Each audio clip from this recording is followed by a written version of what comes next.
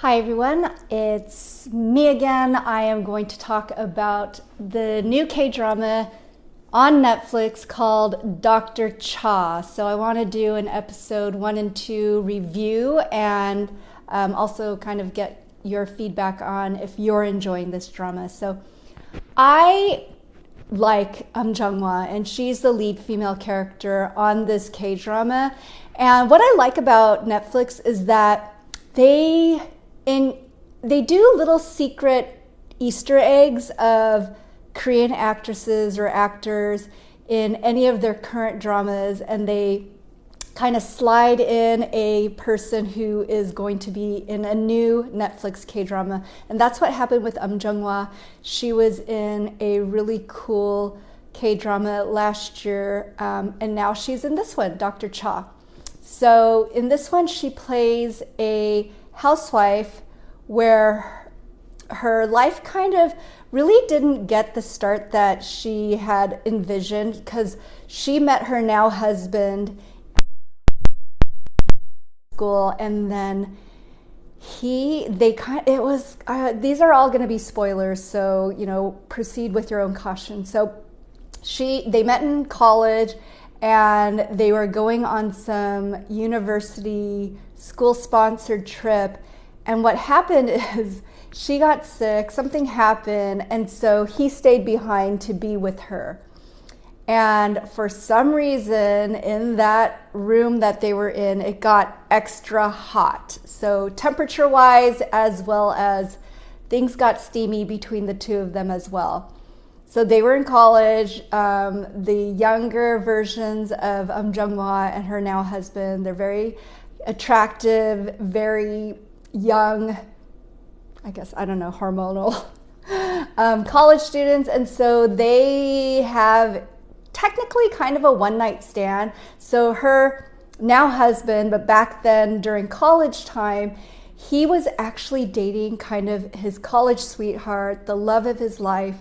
And so, but what happened is they got together on this college university trip, and then subsequently she got pregnant, and so then they hurried it up and they got married. And it was a wedding out of convenience. It was kind of a shotgun wedding where, it wasn't a planned pregnancy. So she never really got to pursue her dream of becoming a medical doctor.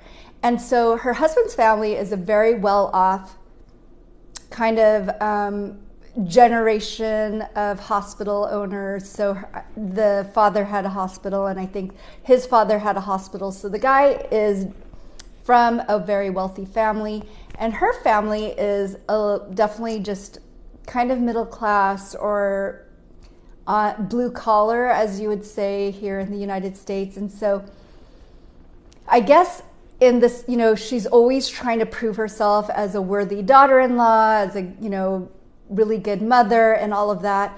And so she was extremely supportive of her husband and his career, and she just put everything on a back burner for herself. So she's now a mom of 2 adults, because the son is already in med school, or actually he's doing his residency at his father's hospital, kind of on undercover.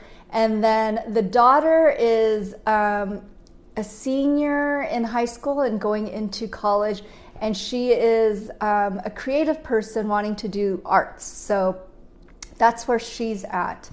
And Jung-hwa, of course, is very supportive of both of her children. She keeps a very well house, and she never really did anything for herself during all of these years, or that's kind of the impression that I get. The mother-in-law is kind of a mean mother-in-law, stereotypical mean mother-in-law.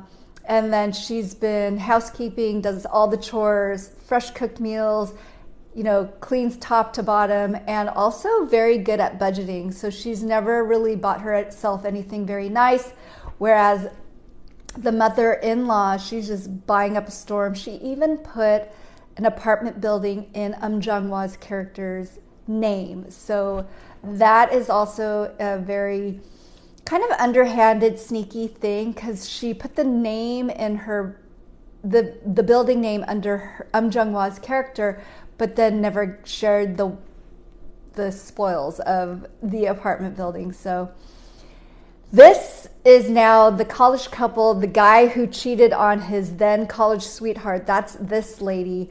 And subsequent to this, we find out that they somehow meet up again while she was living in the United States. They were at some kind of conference, you know, how those conferences go, I guess.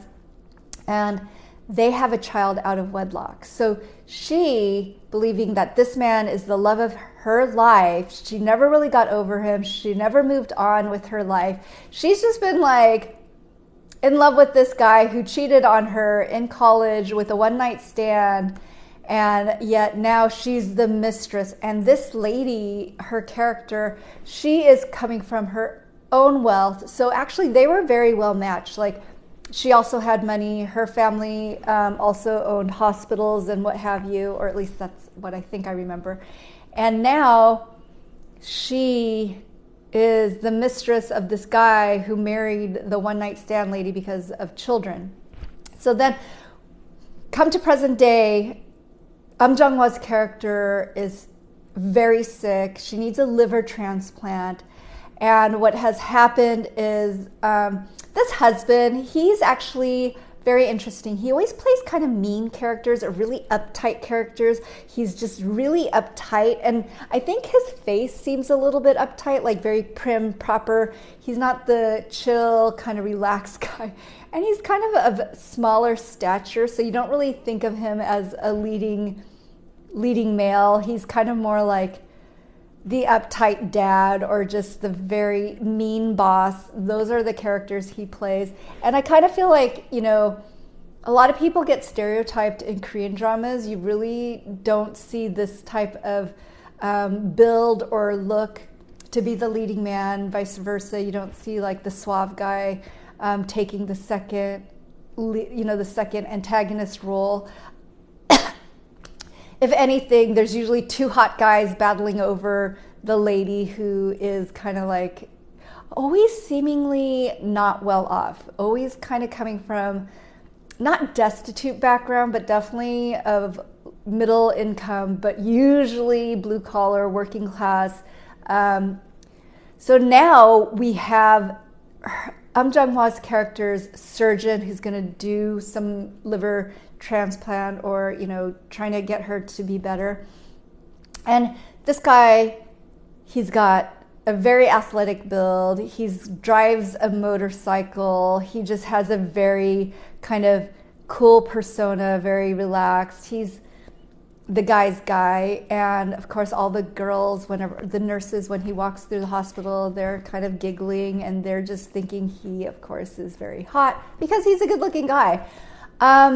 I don't know. For me, this actor doesn't really pull it off. Like, I feel like his chemistry with Jung-hwa, it's not that good in my opinion. I think, you know, they have some chemistry, I suppose. So it's kind of like she's the older female, kind of like the Nuna, but she's almost like Ajuma. Like, Jung-hwa is in her 50s.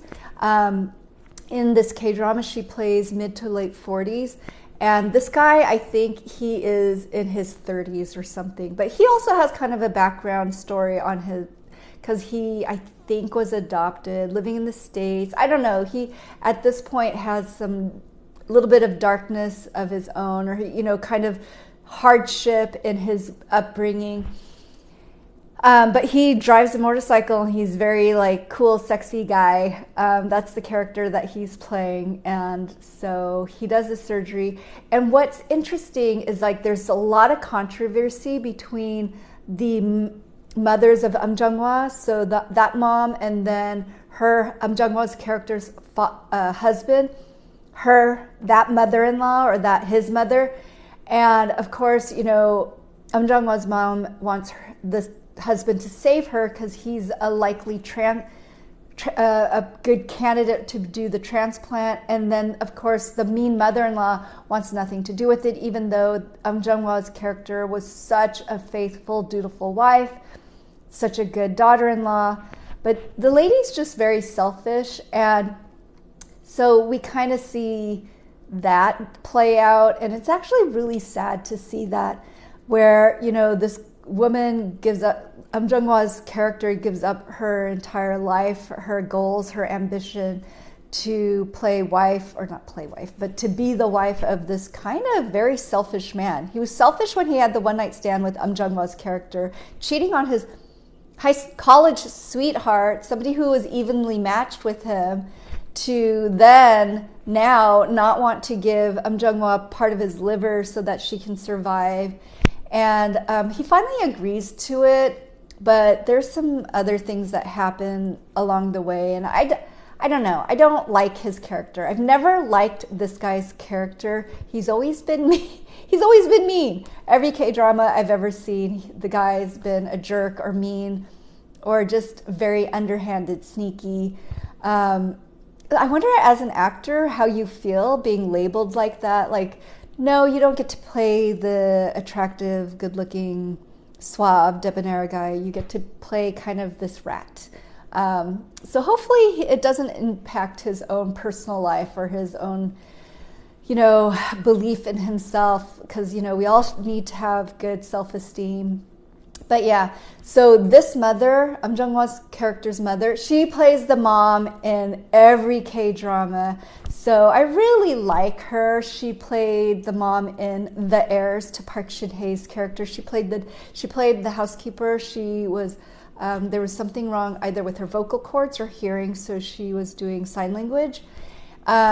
She's like everybody's mother. I've seen her play this role so many times, and she just plays that like steadfast, very good woman. And I think she's also playing the mother in Agency to the other lady. So yeah, I just feel like she's just a very good, solid person. And I kind of feel like maybe she is that in real life, because, you know, people who get to be in Korean dramas or in acting, like, you have to get along with the rest of the cast. I would think that you would have to be a good person. Otherwise, why would they keep casting you if you're a problematic secondary character? I can kind of see that more as a lead, like if you've got somebody who's really like high on the horse. So this lady, she nearly always plays the mean mother-in-law or the mean mom, usually the mean mother-in-law. The first time that I really remember her is in The Secret Garden with Hyunbin. She played Hyunbin's mom, and of course, they were very wealthy. They were very, very rich. And Hyunbin, his soul switched characters with his leading lady, and it was such a good drama. The Secret Garden, so good. And there was definitely magic in The Secret Garden because somehow they switched souls, and he was running around being a girl. The female character, she was in Hyunbin's body, and it was so good. The acting was impeccable. I highly recommend The Secret Garden. So back to the K-drama now, which is Dr. Cha. And I do like it. It's different. So the mother-in-law, she's trying to pawn off like these fake luxury items to her daughter-in-law, which is Jung-hwa's character. And, you know, she just always treated her, or in my mind, she treated this daughter-in-law so meanly, with just very begrudgingly. And this lady does it so well. I've only seen her nice in one K-drama, and she played the nice lady so well as too. And she was a nice mom who was sick in that K-drama. But that's a different K-drama. And Jung-hwa, I think she has been legendary in Korean, the acting world. She is a K-pop star.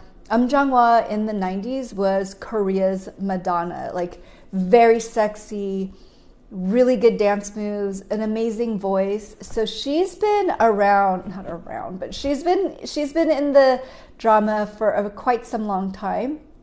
And now she's doing much more acting. She's been in a couple of Netflix drama. And so I do like her. She's got a very sweet, fun personality. And I've seen her in a couple of YouTube videos as well. So in her YouTube videos, I think that she's done very well.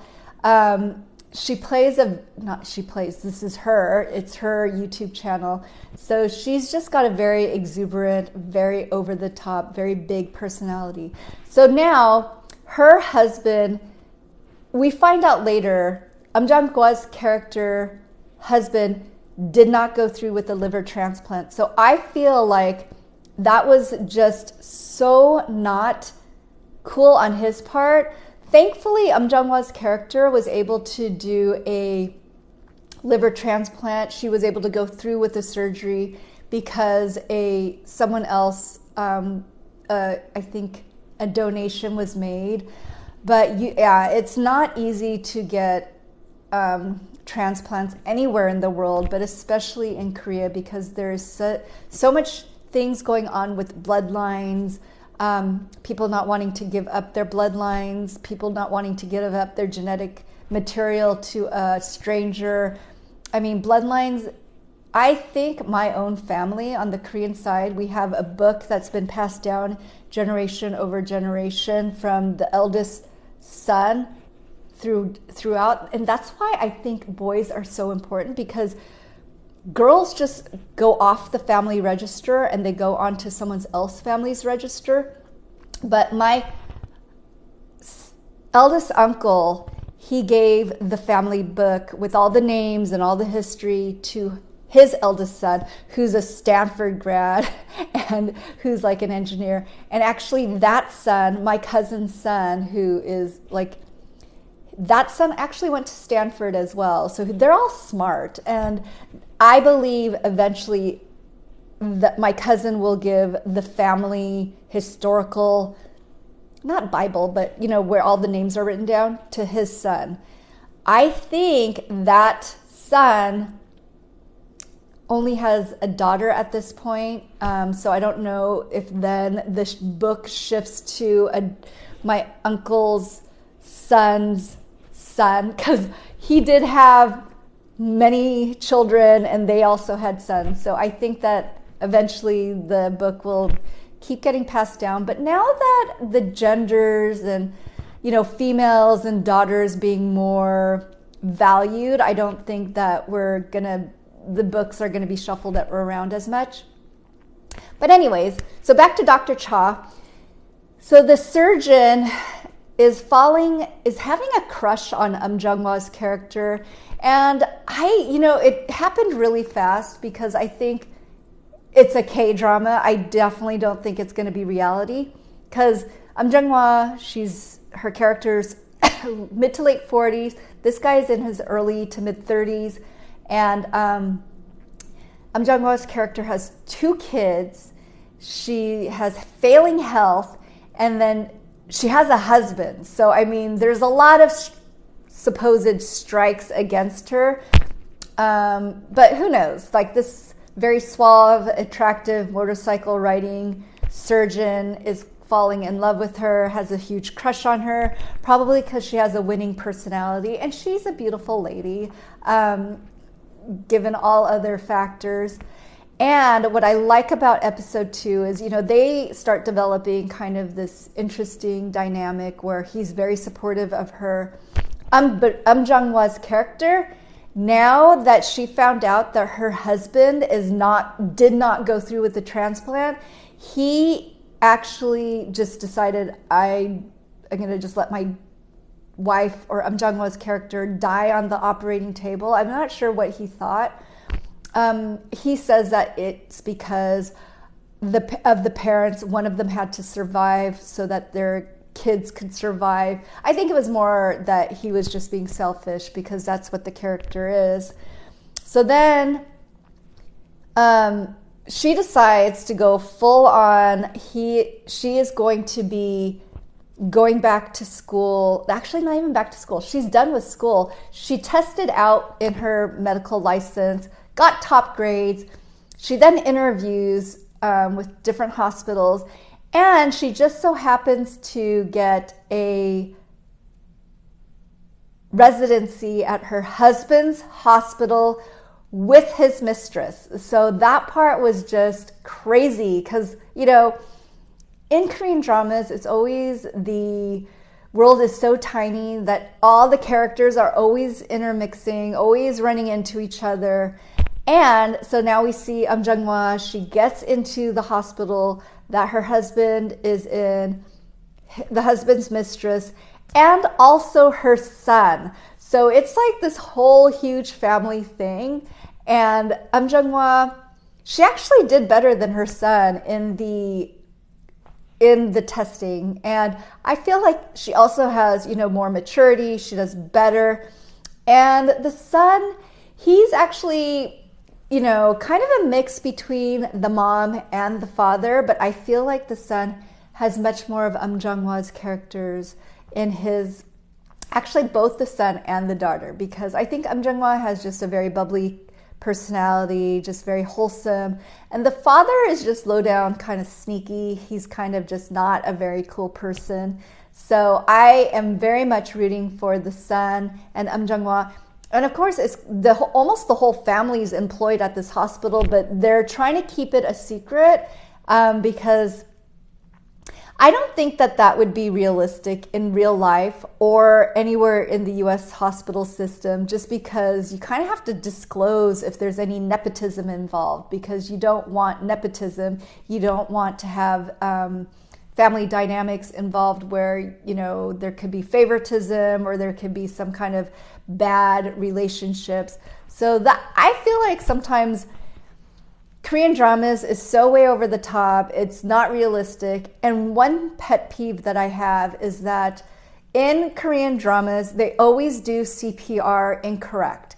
They have never done it correct. I really hope that no one tries to replicate CPR in real life the way that the dramas do it. The compressions are wrong. The beats are off. They never clear the passageway. It's just so wrong. I've had to do CPR classes so many times, get certified so many times due to work, and actually only through work. I've never done it on my own, except for in high school. But yeah, it's always incorrect. I really do hope that CPR is taught in Korea, because they should not be learning it off of Korean dramas because it's so terribly wrong. But yeah, I feel like Dr. Cha on Netflix is just an entertaining Korean drama because they are exploring things on this drama that is very, it's not your usual norm, because one, the married couple, they got married because of a one-night stand, a college fling. And then second, they delve into a very serious disease. And then the mistress, the thing about the mistress, she's so prissy, she's so prim. I think she makes the perfect couple with the prim, prissy, mean husband and the mother-in-law. They would have been such a good family together, but because the guy had some college fling and made kind of a big mistake, there's just now a mess. He made kind of a mess. And so then he went back with his college girlfriend. They're now having an affair. They go on vacations together. He's having to make excuses up to his wife. It's just a big mess, but it is entertaining. It's someone else's mess. It's a K-drama. And I have to say that Netflix has been coming out with some really good Korean dramas as of late. They are very spot on with their timing of release. It's very much scheduled. I think Netflix does better with their scheduling than Viki, which is the other Korean drama platform that I watch things on. And I definitely feel like the subtitling is very good. I mean, Viki, I think they're all volunteers, and I'm sure Netflix is more of a paid situation. And they may already have the dialogue already, handed over to the Netflix people so that they can work on it immediately. But I do like Netflix. I like the K-dramas on there, and I do every once in a while I will watch other dramas that are on there. I think the one that stands out is Queen's Gambit. That one was really good. I powered through it. It was amazing. And then now for me, I'm now watching The Agency on Netflix. Dr. Cha, I'm finishing up. I'm also watching The King's Hotel. And I am also watching, oh gosh, I'm sure I'm watching a couple of others on Netflix. And then the other platform that I watch it on is Viki. And my current favorite K-drama, as of right now, July 2023, it is The Real Has Come. So that one I've talked about a few times. It's a 50 episode Korean drama, so it's a weekend drama. Very subdued, very kind of even keeled. There's nothing overly dramatic, but you get very invested in their lives because you're almost like watching someone's life kind of unfold in a Korean drama. And I really love the main female lead character. And I do like the lead male character. I've grown to like him. He's been in other K-dramas that I've watched in the past, The Cinderella and The Four Princes, or The Four Men. He's also been in Vampire Blood Love Story, where he played the doctor. He had an affair with his co-actress, and then they had a child, and then they got divorced. So that actually happened in real life. I feel like him with his wife and the baby situation, that kind of happened really fast, as well as Song Hye-kyo and Song Joong-ki. Like that happened fast, and the divorce really happened fast. And then eventually they got divorced too. But now Song Joong-ki, who you may have seen in Vincenzo, he just had a baby with a beautiful, I think, French or Italian actress, or she's from London. She's somewhere in Europe. So yeah. This question that I have now is, do you think K-pop idols are creating unrealistic beauty standards for men? I think they create that for men and for women. I recently heard of their nutrition or dietary thing that they've done, and hope to catch you on another live. Thank you so much.